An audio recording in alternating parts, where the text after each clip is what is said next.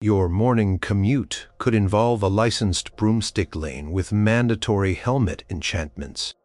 Applying for a basic wand user's permit might become as bureaucratic as filing taxes. Forget Wi-Fi. Your home's ambient magical field could be metered monthly by the Department of Arcane Energy, with fines for unregistered ley line tapping. Number 8. Your daily commute and travel would be wildly different. Getting from point A to point B would transform almost beyond recognition. Imagine highways in the sky, not just for airplanes, but for individual magical flyers.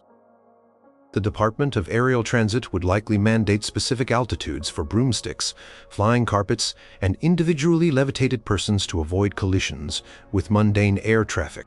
You'd probably need a special license, the Personal Aerial Magic Permit, or PAMP, requiring a flight test, a written exam on aerial magical regulations, and a psychological evaluation. Insurance premiums for magical flight would be complex factoring in your skill level, the type of enchanted conveyance, and the areas you frequent. High-traffic magical corridors, particularly over cities, would be heavily monitored by magical traffic wardens, ready to issue citations for speeding or unapproved aerial maneuvers. Then there's the matter of teleportation. Apparition, or magical teleportation, wouldn't be a free-for-all. Governments would almost certainly designate official apparition points, likely in secure, monitored locations similar to modern bus stations or airport terminals.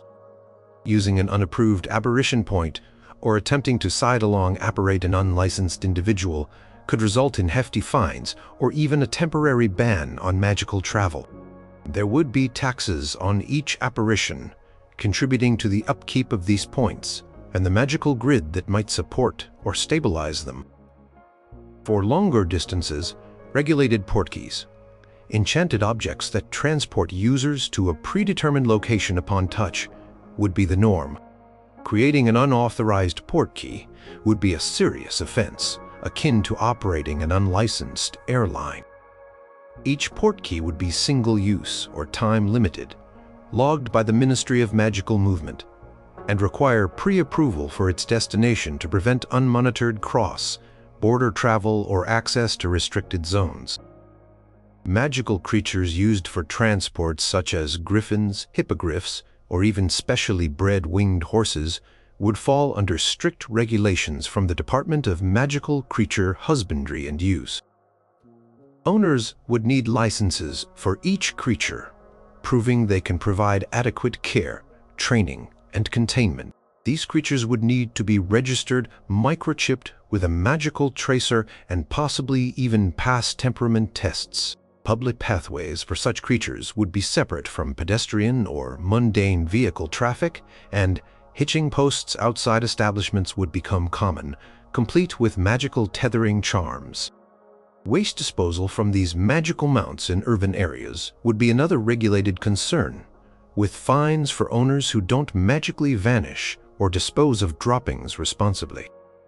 The existing transport industries would have to adapt or face obsolescence. Car manufacturers might start developing vehicles with built-in shielding against minor offensive spells or charms that allow for temporary, low-level levitation in designated zones. Public transport could see the rise of magically assisted tramways, levitating buses that follow fixed routes, or even large-scale teleportation hubs for mass transit, all under strict government oversight for safety and scheduling. Anti-magic zones established around critical infrastructure like airports, power plants, or government buildings would mean that magical modes of transport would automatically fail or be rerouted, forcing a shift to mundane travel within these perimeters. This would require complex magical mundane interface points carefully managed to prevent system overloads or security breaches. The sheer volume of new regulations, from magical fuel standards for enchanted vehicles to noise ordinances for screeching mandrakes used as proximity alarms, would create a whole new bureaucracy dedicated solely to keeping magical movement in order. Number 7. Thelstra would have a whole new, old branch. Your annual checkup might involve not just a blood pressure cuff, but also a diagnostic charm or a quick scan by a midwife. The integration of magic into healthcare would create a parallel system, or perhaps a blended one, where magical healing works alongside conventional medicine. Governments would establish bodies like the National Board of Magical Healing Practitioners to license healers, potion masters, and magical diagnosticians. Obtaining a license would require rigorous training at accredited magical medical schools, followed by stringent examinations covering everything from advanced healing spells to the ethical implications of magical intervention. These practitioners would need to carry magical malpractice insurance, and there would be official channels for patient complaints regarding substandard magical treatment. Potion making, a cornerstone of magical health care, would be highly regulated. The ingredients for healing potions, symptom relievers, or even magical enhancers would be subject to quality control and safety testing by a Magical Pharmacopoeia Commission. Some rare or potent ingredients might be classified as controlled substances, available only through prescription from a licensed magical healer. Over-the-counter magical remedies, like mild calming drafts or anti-blemish salves, would still need to pass safety trials and carry clear labeling about their effects, potential side effects, and proper dosage. The illegal brewing and distribution of unregulated potions would become a significant public health concern, leading to specialized enforcement units, raiding black market apothecaries. Magical hospitals or specialized magical wings in existing hospitals would become commonplace. These facilities would be equipped with magically sterile environments, diagnostic crystals, and rooms designed to contain or channel healing energies. Procedures like regrowing bones, mending torn tissues with spells, or neutralizing magical curses would be standard offerings. However, there would be strict ethical guidelines determined by government ethics committees on what types of magical healing are permissible. For instance, memory modification, even for trauma patients, would likely be heavily restricted or require multiple levels of consent and oversight. Cosmetic magic, such as permanent glamour, charms, or transfiguration for aesthetic purposes, would probably be treated like modern cosmetic surgery, with its own set of regulations, licensed practitioners, and warnings about potential risks. The interaction between magical and mundane medicine would be a complex area. Protocols would need to be developed for patients undergoing both types of treatment to avoid negative interactions between, say, a potion and a pharmaceutical drug.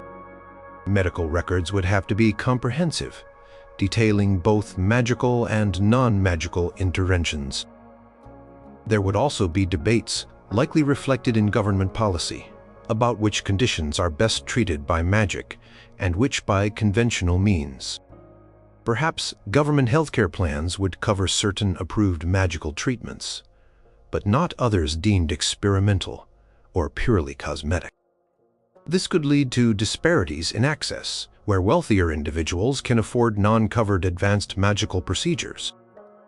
Research into new healing spells and potions would be funded but also closely monitored by government agencies, ensuring that discoveries benefit public health within a framework of safety and ethics, and preventing the development of potentially harmful or uncontrollable magical treatments.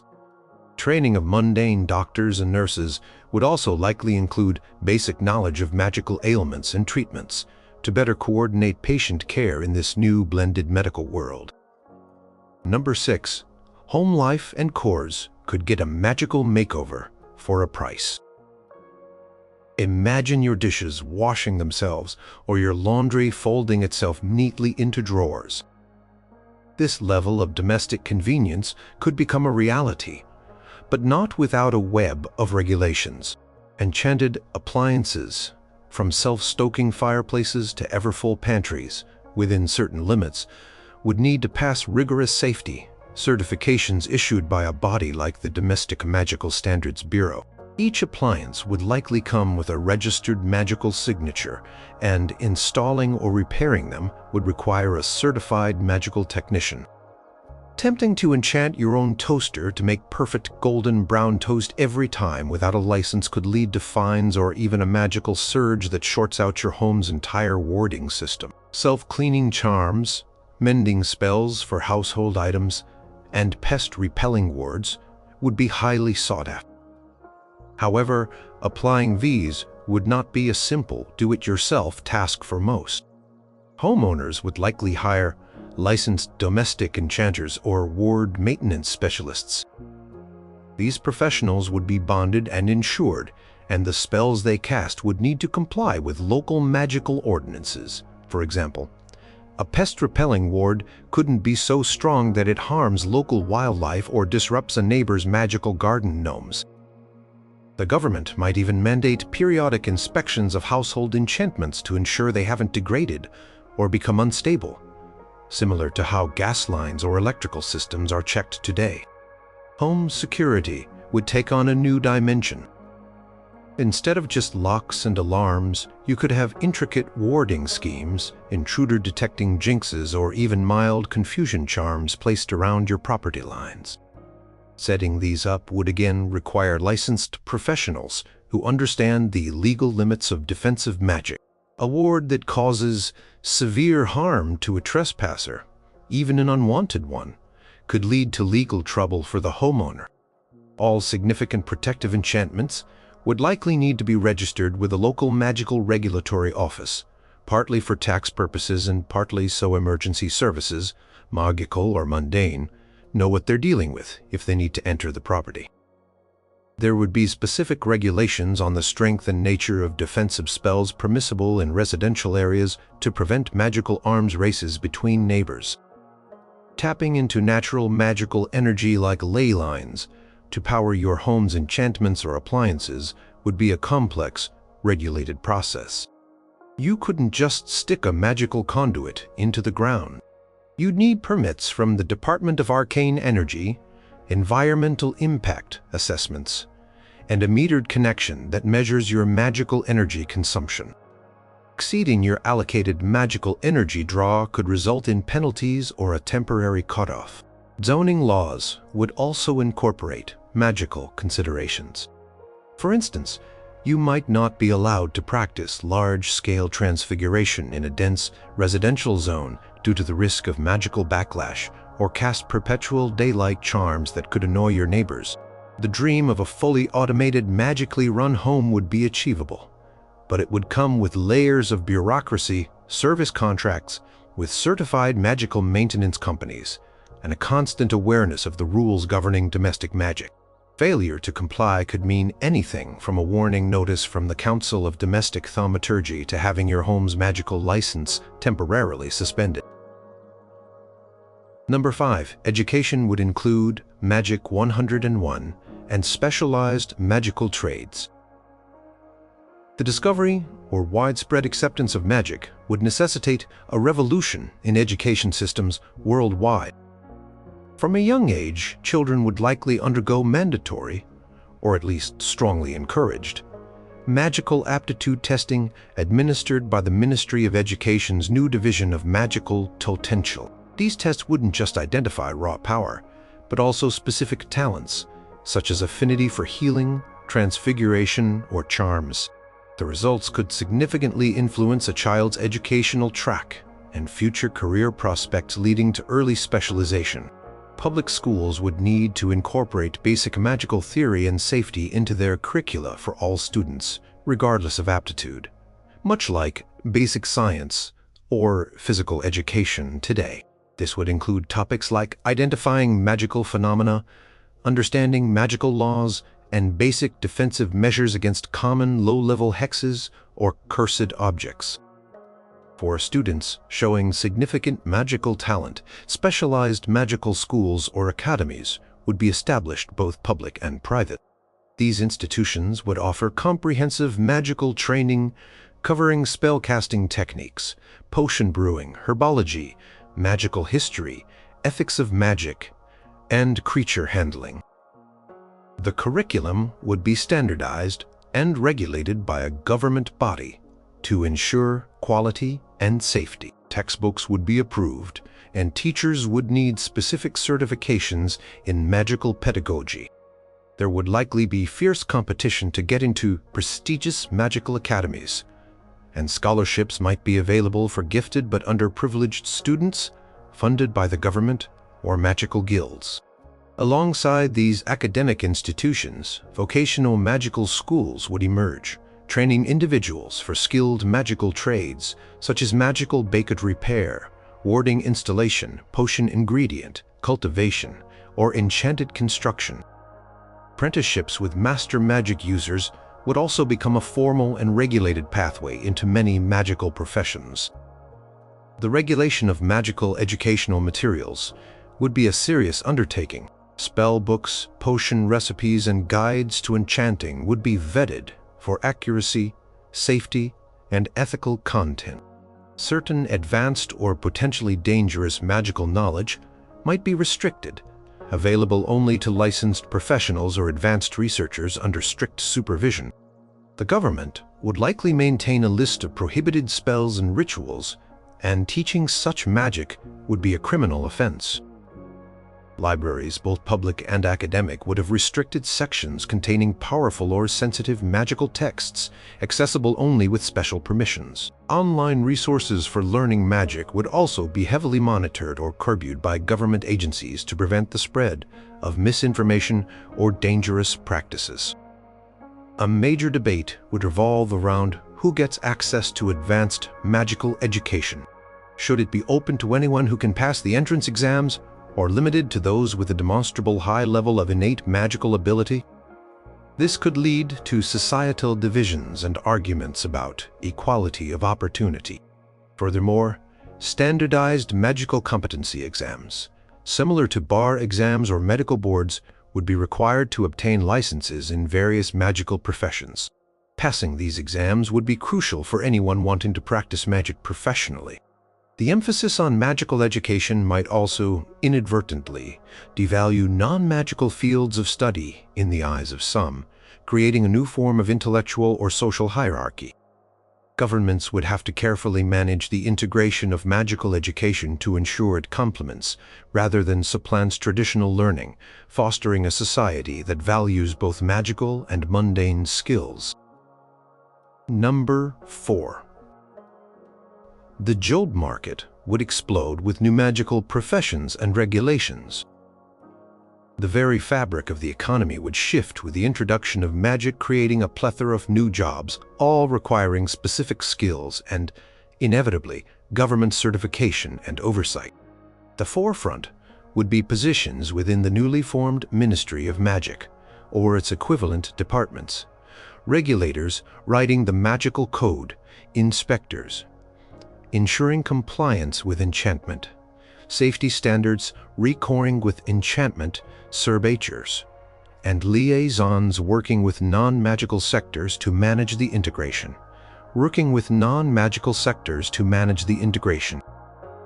These civil service roles would be vital for maintaining order and preventing magical chaos. Each department, from magical transportation to arcane energy, would have its own cadre of specialists. Magical law enforcement would become a significant and highly specialized field. Aurors, or whatever title they might be given, would be trained to investigate magical crimes, apprehend rogue magic users, and provide magical security for public officials and events. This would involve skills in defensive and offensive magic, magical forensics, like tracing spell signatures or analyzing potion residues and understanding the magical underworld. Alongside them, magical forensic scientists would work in labs, developing new techniques to solve magically perpetrated crimes. The prison system would also need magical specialists to design and maintain magic dampening cells and handle magically powerful inmates. Private sector would see an explosion of magical trades. Licensed potion brewers would operate apothecaries, filling prescriptions from magical healers and selling regulated over-the-counter magical remedies. Professional enchanters would be in high demand for imbuing items with magical properties, from self-sharpening knives for chefs to protective amulets for construction workers. These enchanters would likely form guilds with strict entry requirements and codes of conduct overseen by a government board. Curse breakers would specialize in neutralizing harmful enchantments on people, places, or objects, often working on historical sites or dealing with the aftermath of illegal magical activities. Their work would be dangerous and require extensive knowledge of ancient and dark magics, all under strict ethical and safety regulations. Other new professions would include magical creatures and breeders who would manage everything from magical pest control services, using trained creatures to deal with magically resilient pests, to breeding and caring for creatures used in transport, agriculture, or even entertainment, all under the watchful eye of the Department of Magical Creature Welfare. Magical auditors would be hired by businesses to ensure their operations comply with all relevant magical laws and regulations, from proper disposal of magical waste to ensuring their enchanted advertising signs don't cause undue public distraction. There would be a need for translators of ancient magical texts, or even interpreters for sentient magical creatures, facilitating communication and understanding. The demand for magical consultants, advising businesses on how to incorporate magic safely and effectively into their operations, would also soar. Every new magical profession would come with its own set of training programs, licensing requirements, and ongoing professional development mandates, creating a complex new layer in the employment landscape. Number 3. Entertainment and leisure would be unbelievably immersive. How people spend their free time would be revolutionized by magic, offering experiences far beyond what current technology can provide. But all within a framework of government control and safety standards. Magical sports would likely become hugely popular. Imagine leagues for games involving flying, spell casting, and magically animated objects, drawing massive crowds to specially constructed arenas. These sports would have complex rulebooks, enforced by magically assisted referees and overseen by a magical sports commission responsible for player safety, anti-doping, no illicit performance-enhancing potions, and fair play. Betting on these magical sports would also be a big industry, heavily regulated to prevent magical manipulation of outcomes. Live entertainment would feature illusionists performing genuine feats of magic, captivating audiences with transfigurations, levitations, and conjurations that are not mere tricks, but actual displays of arcane skill. Performers would need licenses, and their acts would be vetted for safety by the Department of Public Magical Bins to ensure no harm comes to the audience or the performers themselves. Enchanted art galleries would emerge, where paintings shift and change, sculptures whisper stories, and immersive magical environments transport visitors to other worlds. Artists working with magical media would explore new frontiers of expression, though they might face censorship if their creations are deemed too dangerous, psychologically disturbing, or magically unstable by cultural oversight bodies. Magical theme parks could offer attractions that are truly out of this world. Imagine safely interacting with contained magical creatures, riding on enchanted beasts through controlled environments, or experiencing simulated magical duels with protective charms. These parks would be subject to incredibly stringent safety regulations from the Ministry of Magical Attractions and Recreations, requiring constant monitoring of enchantments, creature containment fields, and emergency magical response teams. Personal magical hobbies would also flourish, from tending small magical gardens with glowing flora to crafting minor enchanted trinkets. However, there would be strict regulations on what kind of magic individuals can practice at home. For example, summoning spells for extraplanar entities or complex transfiguration experiments would likely be prohibited without special permits and supervised facilities to prevent accidents. The digital and virtual worlds might merge with the magical. Perhaps dream-weaving technology, allowing individuals to experience bespoke magically crafted dreams, would become a form of leisure, though it would be heavily regulated due to its potential for psychological manipulation or addiction. Memory-altering entertainment, offering temporary escapes into fabricated realities, would face even stricter scrutiny from ethical review boards and government agencies.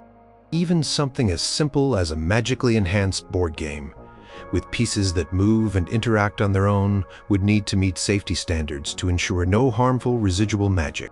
The government's role would be to balance the public's desire for exciting new forms of magical entertainment with the need to protect individuals from magical harm, exploitation, and the potential societal downsides of unchecked magical escapism. Regulations would aim to ensure that magical leisure remains a source of joy and wonder rather than a gateway to danger or addiction.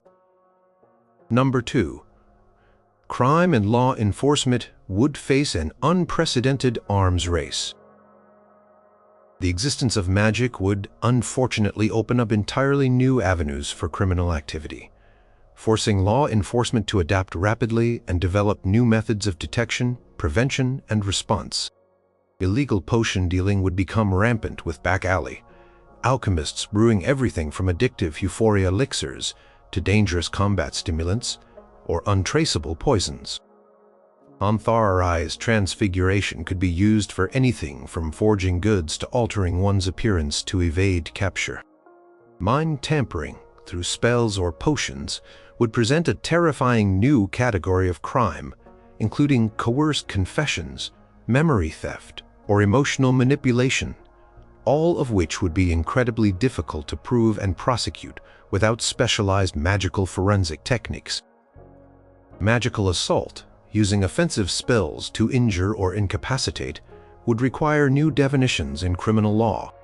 To combat this, specialized magical law enforcement units would be essential. These officers, often called aurors or battle mages, would be trained in defensive and counter magic, magical tracking, and the disarmament of magically armed criminals. They would likely work in tandem with mundane police forces, especially in cases where crimes involve both magical and non-magical elements.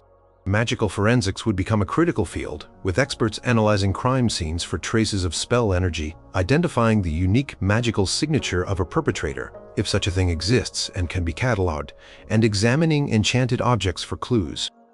Government agencies would invest heavily in research and development of counter-magic technologies, such as wards that can block specific types of spells, devices that can detect active enchantments, or even technology that can temporarily nullify a magic user's abilities. Prisons would need to be redesigned to hold magical offenders. Cells might be lined with magic-dampening materials, or inmates might be forced to wear maidens that suppress their powers. The ethical considerations around such measures would be constantly debated. For example, is it humane to completely sever a magic user from their abilities indefinitely? Interrogation techniques would also be a contentious issue. The availability of truth spells or potions would tempt law enforcement, but their use would likely be heavily restricted or banned due to concerns about reliability, coercion, and individual rights, similar to debates around polygraph tests today. There would be a constant cat-and-mouse game between magical law enforcement and criminals, with each side trying to outsmart the other with new spells, counterspells, enchanted tools, and evasion techniques. The black market for illegal magical artifacts, stolen enchanted items, and forbidden spells would thrive. International cooperation between governments would be crucial to track magical criminals, who can potentially teleport across borders or use magic to obscure their movements and identities. Special task forces would be dedicated to infiltrating and dismantling these magical criminal networks. The legal system itself would need a massive overhaul, with new laws, new types of evidence, and judges and lawyers specially trained in magical jurisprudence. Expert witnesses in magical matters, such as master enchanters or magical theorists, would become common in courtrooms. Challenge for governments would be to stay one step ahead of those who would misuse magic, ensuring that the benefits of a magical society are not overshadowed by the threats posed by magical crime. This would require constant vigilance, adaptation, and significant resources dedicated to understanding and policing the magical underworld. Number 1. Personal identity and social status could be tied to your magical ability, or lack thereof. In a world where magic is real and regulated, your inherent magical ability, or lack thereof, could fundamentally shape your life from a very early age, influencing your education, career, social standing, and even your sense of self. Governments would almost certainly institute a system of mandatory magical registration for anyone exhibiting magical talent. This registry would likely include details about the individual's specific abilities, power level, if measurable, and lineage, ostensibly for purposes of public safety, resource allocation for training, and national security. However, such a registry could easily become a tool for social stratification. Early childhood magical aptitude tests, perhaps administered around school entry age, would categorize children, setting them on divergent paths. A distinct social hierarchy could emerge, with those possessing powerful or rare magical abilities at the top. They might gain preferential access to elite schools, high-paying jobs in magical industries or government, and exclusive social circles. Conversely, individuals with little to no magical ability, often turned non-magicals, mundanes, or perhaps derogatory slang terms, could face systemic disadvantages or subtle discrimination. They might find themselves excluded from certain professions, perceived as less capable, or even viewed with suspicion or pity by some segments of the magical population.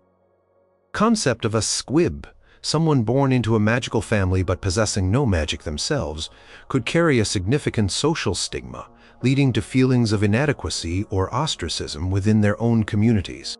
Government policies would struggle with the implications of these divisions. There might be affirmative action programs designed to help non-magicals compete in a magic-dominated job market, or conversely programs to identify and intensively cultivate the most magically gifted individuals for specialized roles deemed vital to the state. Debates would rage about the ethics of magical enhancement. Should individuals be allowed to magically augment their natural abilities? And if so, who gets access to such procedures?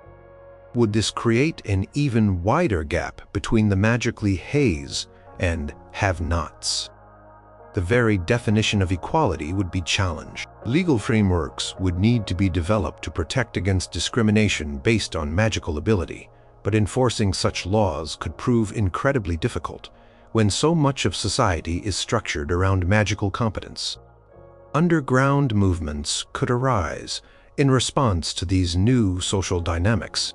Non-magical rights groups might advocate for a level playing field and protest against magical elitism. Alternatively, some magic users might resist government regulation, forming secret societies to practice forbidden or unregulated magic, believing it to be their inherent right. The concept of magical heritage could also become a divisive issue. Would pure-blood magical families, with generations of magical ancestry, claim superiority over new bloods, whose magical abilities appeared more recently? Governments would have to navigate these complex social pressures, trying to foster a sense of unity and shared citizenship in a world where the very nature of human capability has been profoundly altered. Your magical signature, or lack thereof, recorded in a government database, could become one of the most defining aspects of your personal identity, for better or worse.